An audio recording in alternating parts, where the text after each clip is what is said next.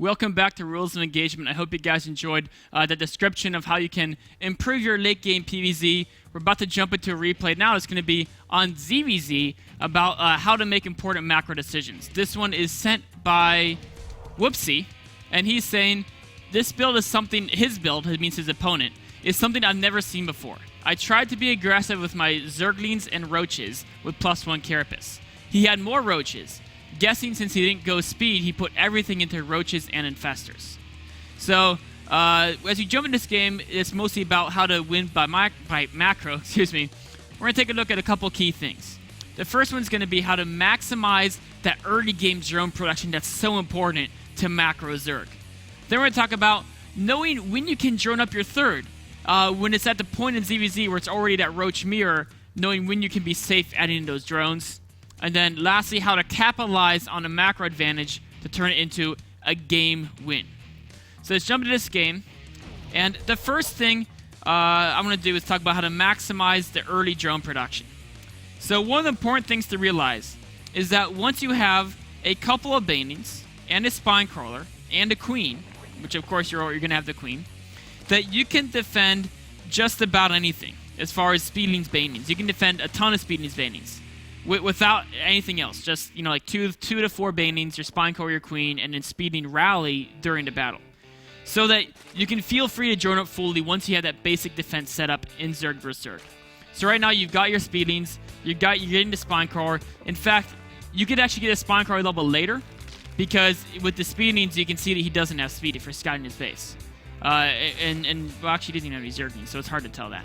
But if you see he doesn't have any units, that's a little bit tricky because a lot of Zergs will hide Zerglings over here. So you're right. You should be getting the Spine Crawler and the Baning defense because then you can defend just about anything. Although keep the two Banings back. Because the Spine Crawler and Queen can kill the opposing Banings. Or if they send in the Speedings in small numbers, you kill the Spine Crawler and your Queen. They send in Speedings in large numbers. That's what the Banings are for. So because you can defend, you're doing this exactly right, making nothing but drones, right? Just pure dronage. And you and your opponent are both actually doing that very well. So both you're on the right track there with the early game drones. Now, the next thing to think about is that if you build a Roach Warren and Roaches, Roach Warren is 150 minerals and a drone. Roaches are very expensive compared to Speedlings. So Roach Warren and Roaches significantly hurt your drone production. So try to delay them as long as possible. So right now, Whoopsie, the guy who's sending this replay, he's playing under the handle Ironlund. He's actually already significantly ahead of his opponent. And why is that? Because he's delayed his Roach Warren and Roach production more than his opponent. If you look at this income, you can see he's got 14 more drones than his opponent. And what does his opponent have? Instead, he's got 7 Roaches. But what can 7 Roaches do? By the time they cross the map, the Speedlings and maybe building one additional Spine Crawler plus the Queen defense would easily be able to hold off a 7 Roach attack. Even if Speedlings rally behind it, of course, the rally point is so much closer to Ironlund that he could defend without a problem. Now, sure, the Roaches can hold this third base. We can do that with Speedlings and Banings a little bit more cost efficiently. So, already you're ahead because you've delayed your Roaches, your Roach Warren, and your Roach production in favor of more drones, which is always the right thing to do. As long as you have a good scout, maybe have an Overlord out a little bit in front of their base, so you can tell when they move out. So you're already ahead.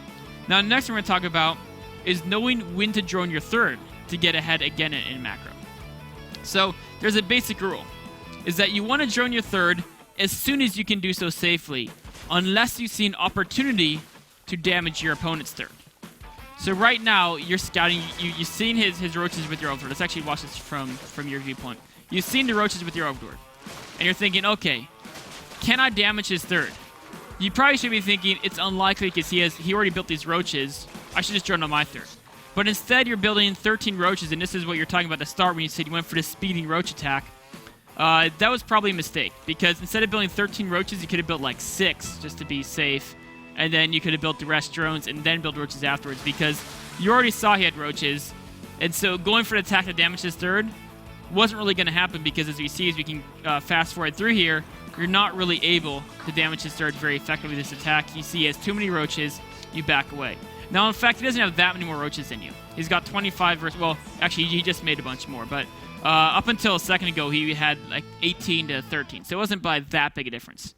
Now, of course, he does have the big Roach advantage. But, again, he's still He's actually just barely caught up in workers. But he's trying to do damage to your third. So this is when you shouldn't be droning up. You should fight him back. But as soon as you defend this is when you have to think, okay, can I attack him or not? Can I follow this up and attack his third or not? Because now you defend his attack. Well, that's a tough question. And the thing is you probably can't attack him because of the rally difference, right? In fact, if you look at unit count, you're only ahead by 5 roaches, even though it looked like you had a lot more. Because, again, a lot of his roaches are waiting back here, right? So, often the best time to join your third is right after you defend an attack, right? Which is exactly, hopefully what we'll see here. You defend an attack. I want to see a ton of drones being built in this production tab. And the reason why is because right when you defend attack, you know that he can't immediately then attack you because you're stronger than him. So, and if you're not quite strong enough to counterattack and kill his third, which you weren't quite strong for that, then the best thing to do is to drone up your third. So, it looks like you've actually done that. I must have missed it in this production tab, but you've got a good number of drones at your third now. And so, you drone up your natural faster than him because he built the roaches. You drone up your third faster than him. I mean, look at this. He doesn't have that many drones at his third. If you look at your third, you drone up your natural faster, you drone up your third faster. So, you've maintained a macro advantage throughout this game. And that can be reflected in this money stockpile plus a slight food difference, plus the fact that you have a more expensive army because of the infestors.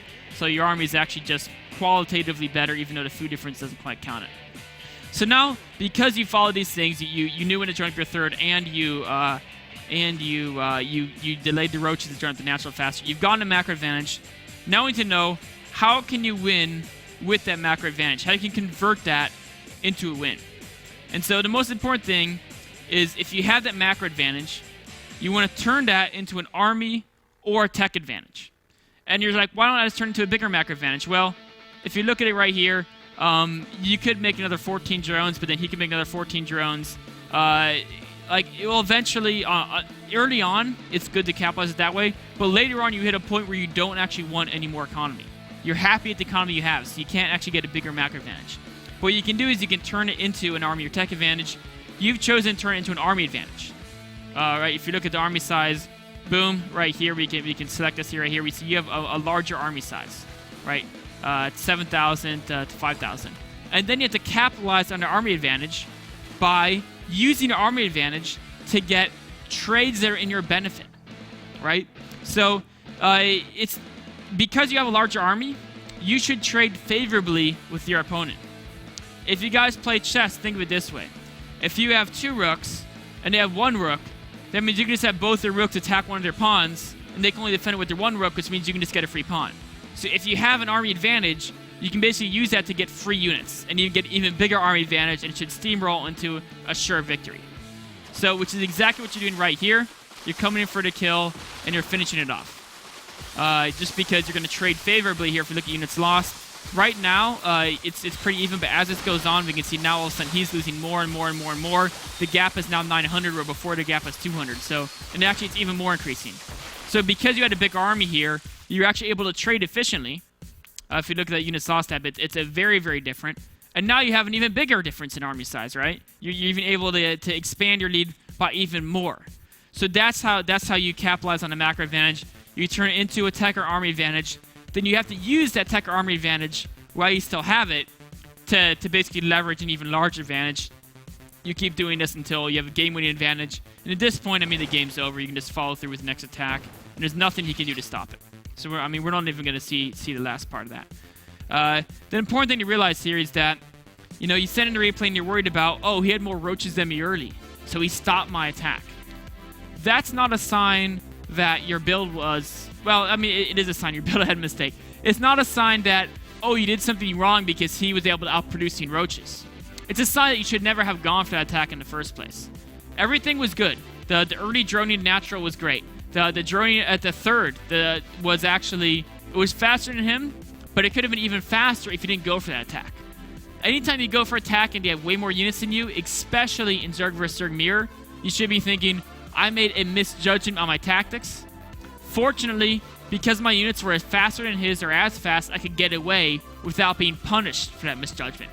But for example, if you made the same misjudgment against a Terran player who had Marauders with concussor shells, you would not have gone away so easily. You would come in and say, oh no, he's got a ton of units, let's run away. Your roaches try to run, concussor shells come in, and all of a sudden your guys are slowed, you're all going to die, and now the counter is very difficult to defend. Luckily in Zergmir, pre-Infestor, you can usually back away as long as you have speed on the roaches and your opponent doesn't have a ton of speedings. Or, I mean, if they're at the pro level, they can stutter step a bit and get a couple kills, but in general, you're pretty safe retreating. So keep in mind, when you want to win a macro game ZVZ, remember, once you have that anti-speeding baiting defense, the Spine Core, the Banings, and the Queen, drone your natural up as fast as possible. Then, drone your third up as fast as you can, given what your opponent has. If they have 10 roaches, you just need to have 3 roaches and then all drones. Because this difference is 7 you can worry about with the rally, right? They'll have to cross the map, you can build 7 by the time they get across the map. If they have no roaches, you either don't build any roaches, build drones, maybe even try to damage their third with speedings, right? But either way, try to drone it up as fast as possible. And then once you get that macro advantage from following those general philosophies better than your opponent did, you turn it to an army advantage. Then you turn your army advantage into a game end by trying to get that cost-efficient trade, utilizing the fact that you have twice as much damage output as your opponent by the fact you have twice as many units. That's it for this Zerg vs. Zerg macro type little analysis. We'll take a quick break and be right back with a Terran replay after this break. See you guys in a minute.